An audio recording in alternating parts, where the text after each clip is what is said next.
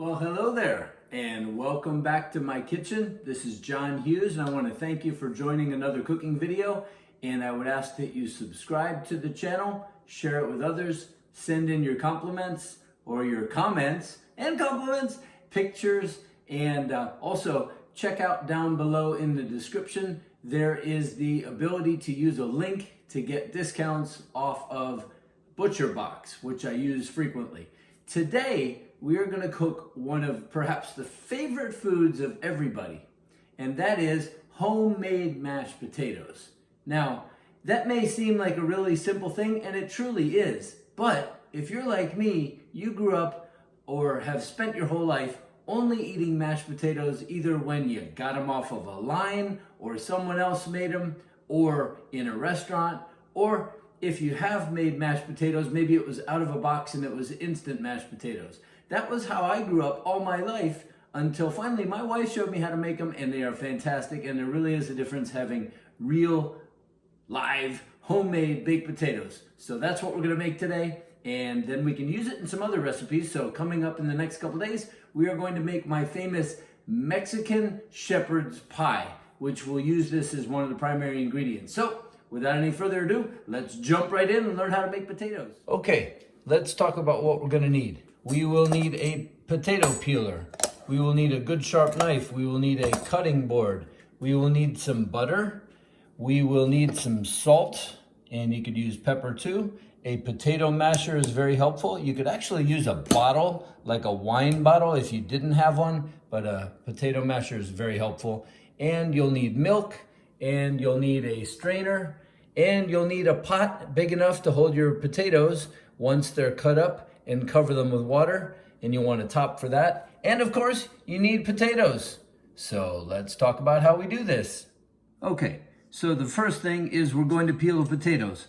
When I'm making mashed potatoes, I am not gonna bother to wash them until after I've peeled them, because I'm gonna get them all dirty with my dirty hands, and then I can rinse off all the dirt once they're white and peeled. So pick some potatoes. Now, this is an old and kind of mushy one, but we'll take a look at that. If they have eyes, just break those off. And you'll see there's a variety of different size potatoes, and that's just how it is, but it doesn't matter because ultimately we're gonna cut them into little pieces.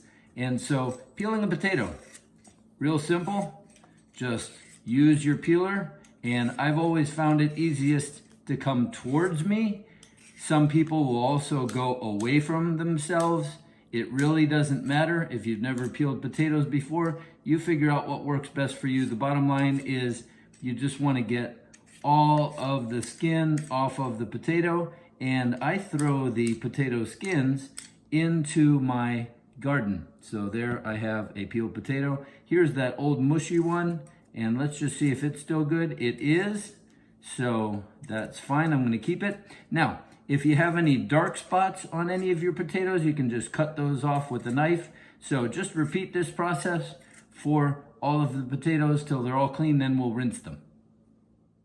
Okay, so once we have peeled all the potatoes, we're just gonna take them and rinse off the dirt and set them to the side to take over to cut. Next, we're going to cut them into same size pieces, which I like to do probably about that big, and throw them in my pot, and I'm gonna cut them all. And so that way it doesn't matter what size the original potato was, because they're all gonna be about the same size. The smaller the pieces that you cut, the faster that it will cook. So cut up all your potatoes and throw them in your pot. And then we put them in water covered just over the potatoes is fine, and we put it on the stove. All right, so now we got it on the stove. We're going to put the water on high. We are going to take a scoop of salt and throw it in there. If you're cooking with someone else, communicate that you've done that so they don't put too much in later. But ultimately, you're gonna do it to taste. Cover the pot, and now we wait for it to boil. And we're gonna just leave it boiling, and I will show you how to check to see if they are finished. As they are boiling, it'll typically take 10 to 25 minutes, depending on how much you are cooking and how hard your potatoes are. Okay, it took about 9 minutes for that pot to boil. So I took the top off because otherwise the starch will often bubble over, and I'm gonna leave it there and I'll come back and check it in 10 minutes. Okay, we're back. It's been 11 minutes, and what we want to do is take our knife and stab it into the potatoes and see how much give they have. If it slides in nice, then they're probably done. If it still has some resistance, I would give it a few more minutes, and these do. So we're gonna go for another 5 minutes. Okay, so it's been another 5 minutes. So now we're gonna stick the knife in and see if any of the potatoes that I stab into have no resistance. And they are fine. I will say they are mushy enough. So let's take it out and dump all the water through our colander. Good idea to have some hot pads. And we're gonna just dump our potatoes into the colander and let them rinse out. Get all that water out, shake them a little bit. And we don't want to cook them too long because they will just turn to absolute mush and run right through the colander. So now we're going to stick them back in the pot and we're going to start to mash them. Okay, so now we take our masher and we just simply mash them and mix them around. And one thing that I didn't mention before that's good to have is a spatula, because that's going to allow you to scrape off the sides. So just keep mashing and mashing, and it comes through the side of comes through the squares. So mash them up really good.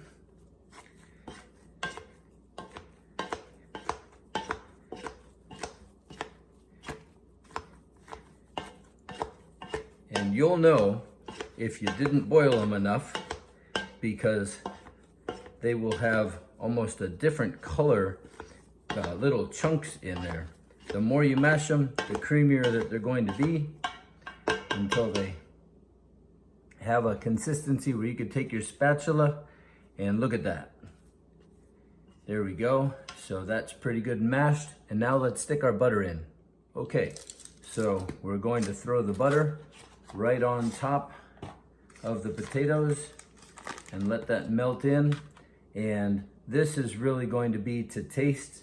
I am going to put in, and you can see it already melting because the potatoes are nice and hot. I'm gonna go ahead and use 2 sticks for the quantity of, make sure you don't get any paper in there, of potatoes that I used. And so now I'm gonna wanna kind of cover them with the potatoes and let that butter melt. And then I will mix it all together once it's nice and melted. I am going to put the top back on to keep some of the heat in. Okay, so now I am just mixing with my spatula to make sure that I melt all the butter. One trick too is to take the butter out and get it to room temperature so that it melts more quickly. You don't want frozen butter, for example. And just mix it until all of that butter is nice and melted. And then we're gonna move over to the stove and we're gonna mix in a little bit of milk and salt, and we are just about done. You could really eat them just like this, nice buttery mashed potatoes. So we're basically whipping them until you can still see a little bit of the butter is still melting, right? And so we're just gonna keep stirring until all that is melted in. Okay, so we're back over at the stove. Let's put it on about medium heat because it will have cooled a little bit now, and that'll help to finish any of the melted butter that is still there. And we can taste a little bit. And it definitely needs some salt, although I use salted butter. So let's go ahead and put some more salt in. And then to make it really nice and creamy, I'm going to add a little bit of milk. And that is going to stir in. That might have been a little bit too much, but that's okay because it's gonna make them nice and creamy. And that soaks into the milk and kind of gets more solid. And that is how you make mashed potatoes. Look at that. See, it's already stirring in with the starch. And I'll taste it again. And it has just the right amount of salt. And that, my friends, is how you make mashed potatoes. And now you can do anything with them. If thinner like this is good for other recipes that include potatoes, like the Mexican shepherd's pie that I'll make the other day. But you can see that is pretty consistent. So there you go, folks. That is how you make mashed potatoes. I thank you for joining me in the kitchen. Please send in your comments. Enjoy this, and we will see you next time.